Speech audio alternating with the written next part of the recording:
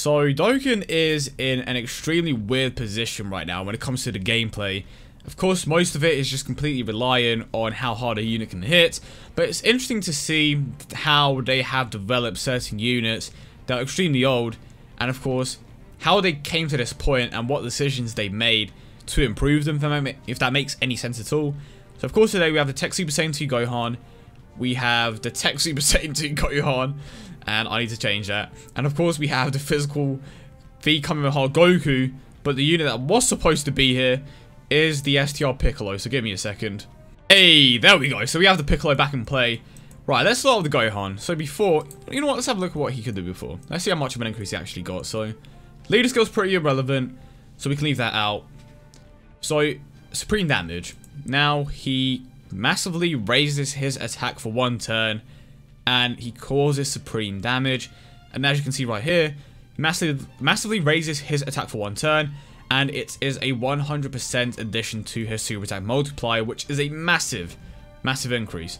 And of course, when it comes to the passive, he gave 2 key to agility and tech types, and now he gives 2 key to agility, tech, and physical types, as well as a 30% attack and defensive increase. Unfortunately, it's not a universal passive, but it's still very good. Of course, he is going to be on either a tech team most of the time or a hybrid Saiyan team. And when it comes to the hybrid Saiyan team, of course, you're going to have a double STR Gohan lead.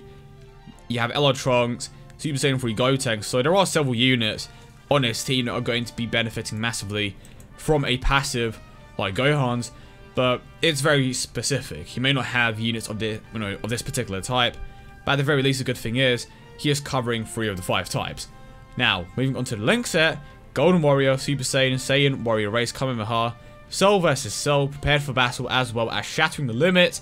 Of course, Shattering the Limit was always an obvious thing, and the reason why I say this is because it's just a rebirth. All the World Tournament rebirths have had the Shattering the Limit Link, and he has to prepare for battle Link, so his Link set is pretty standard. He is going to be giving himself a 2 key anyway with his own passive, so he is basically guaranteed to super attack every single turn.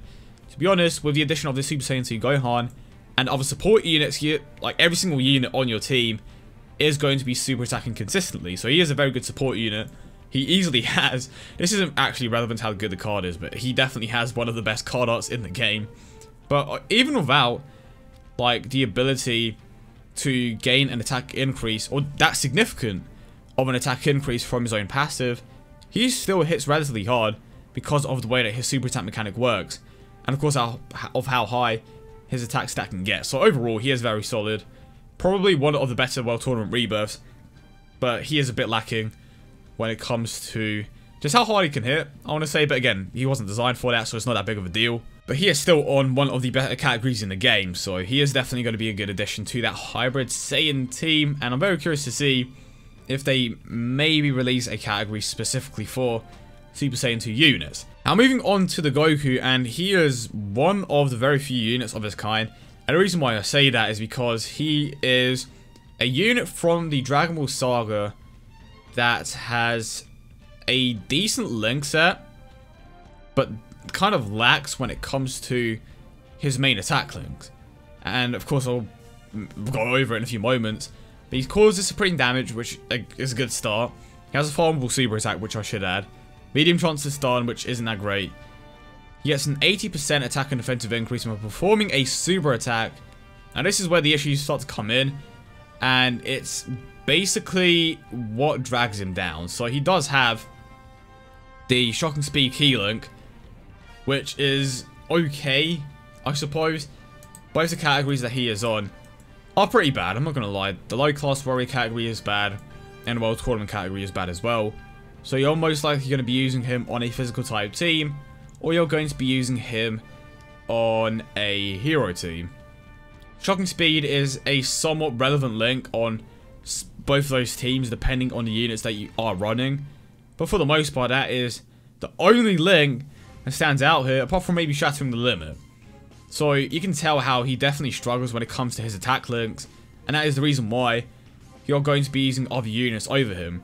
If he had, you know, links like Fierce Battle, obviously he's not going to have Super Saiyan. But that is kind of why I always wanted a universal link, just for all the units in the game, that was an attack link.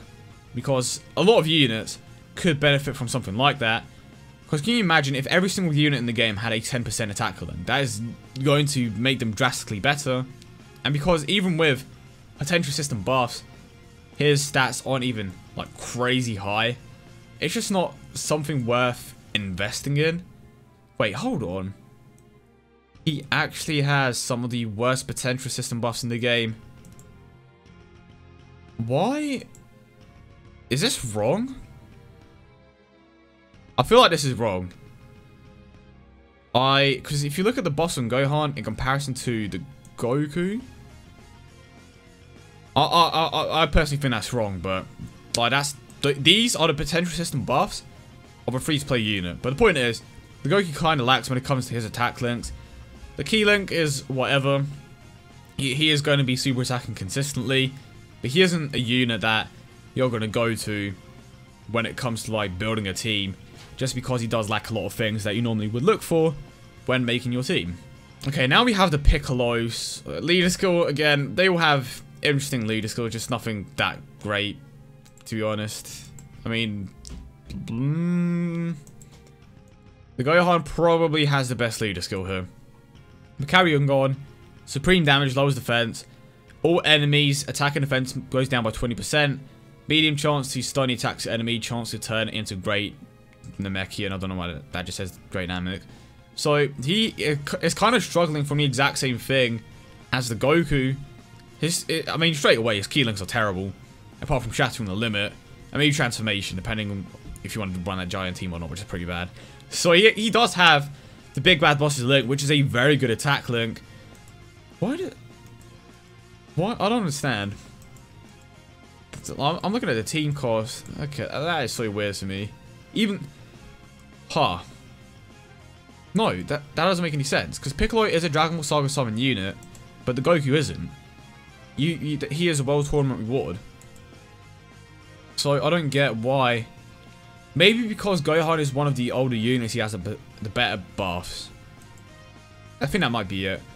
But again, like I was saying, Piccolo isn't on the greatest of categories. Gohan by far is on the best category, so he wins on that front. Piccolo as a card himself is pretty bad as well. I'm not gonna lie. Even on modes like Super Battle Road, he isn't gonna have that much utility. So I'm gonna confidently say that Piccolo is the worst of the bunch. Goku is second, and then we have Gohan in first. And to be honest, I don't even think it's a contest. The reason why I say this, for one, like I said, Gohan is on the best category. These two just aren't that great as cards, even without the category. The Goku's not bad, but again, he gets dragged down by the fact that he doesn't have that many great attack links. But the Piccolo is just straight garbage. I'm not gonna lie. And the fact that he doesn't have that great of potential system buffs, or that great of a potential system grid, I should say, he just isn't worth investing in.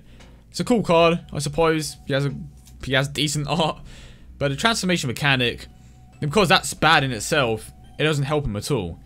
So he's unfortunately going to be one of those units that is always just going to be on the sidelines. Even the Goku, to be honest, he's just kind of there.